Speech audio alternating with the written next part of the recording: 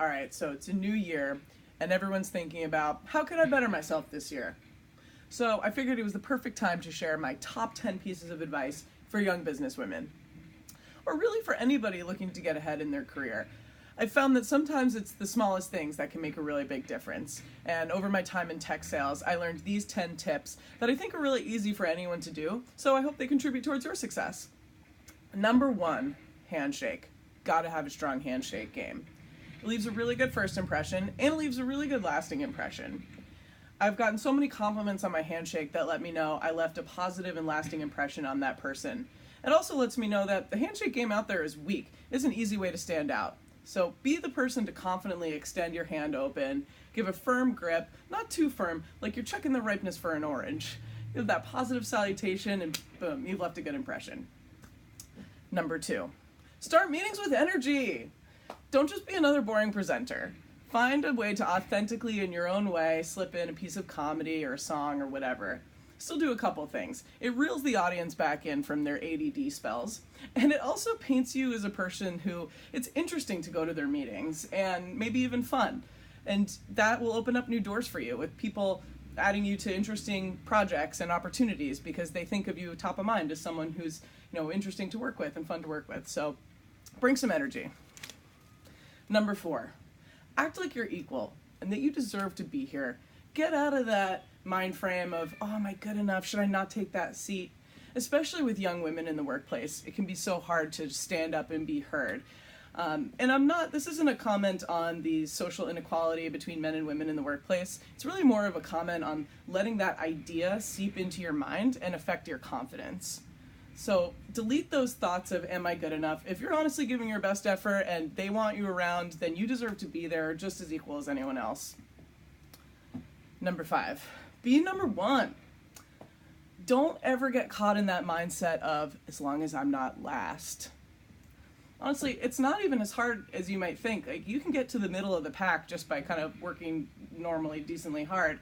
Then if you just give that extra mile to be number one, that's attainable and it really pays off. Even being number one on that sales board or that quality chart, even being number one just once or twice can change people's perceptions of you towards thinking of you as a winner, thinking of you as someone they want to give those good, interesting opportunities to because you'll do a good job with them. So, being number one is worth that extra mile and can really change the trajectory of your career. Number six, find ways to be even more valuable. If you're at a job or a career where you care more about it than just getting the exact paycheck you're getting now and staying at the same role you're staying at now, then your job description isn't just what's on the job description. Your job description is to be successful.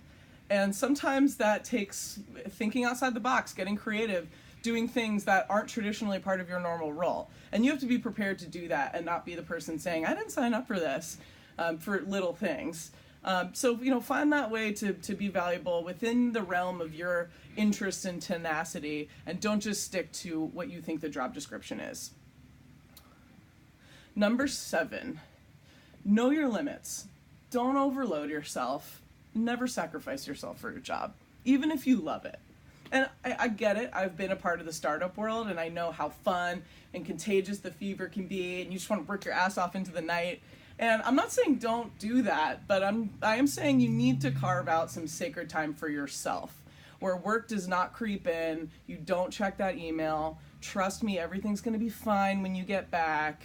And you'll return a better you, able to produce better work. You'll be more productive because you're rested, you're not as stressed, and you'll have a better life that way because you have that balance. You won't feel like I worked 24/7 because the internet's everywhere. Set that space for yourself. Number eight, put your best face forward. Really, show up feeling like you look good, or at least like you tried a little bit. Feel like you could present yourself someone who is responsible and a decent liaison for the organization that you represent. I'm not saying wear a ton of makeup or show cleavage or leg, although I respect that in different industries, put your best face forward can show up in different ways.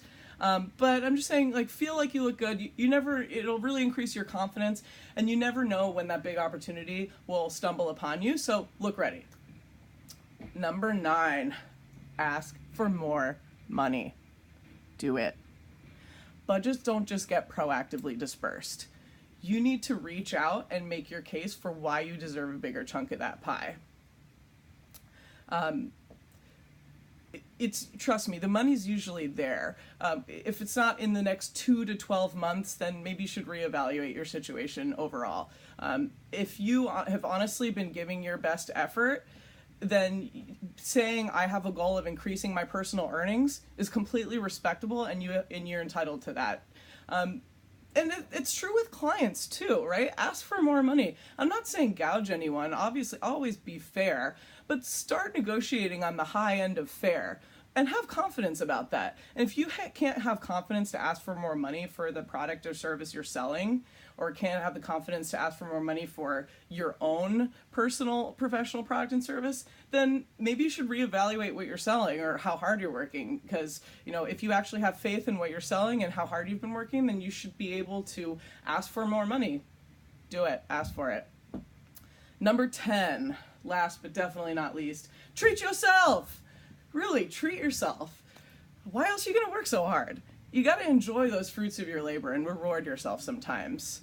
Of course, I'm talking about savings comes first, the traditional retirement, 401k, automatic percentage, all that responsible adult stuff. But that's usually pretty automatic. Once that's taken care of, have some fun, man. I mean, honestly, you never know if you're going to live towards that retirement you're saving for or the house you're saving for. So you need to enjoy life now.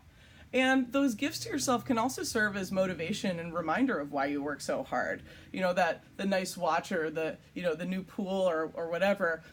You look at that and think, wow, that is why I work so hard. I get to enjoy this now, and it'll be motivation to keep working hard and to realize that it is paying off. You're getting to enjoy that vacation or that really cool experience or retreat you've wanted to do. Treat yourself to that, because if life's not enjoyed, then really what's the point? You're just working for what? So enjoy yourself. I wish you the most success in 2018, but don't work too hard, people.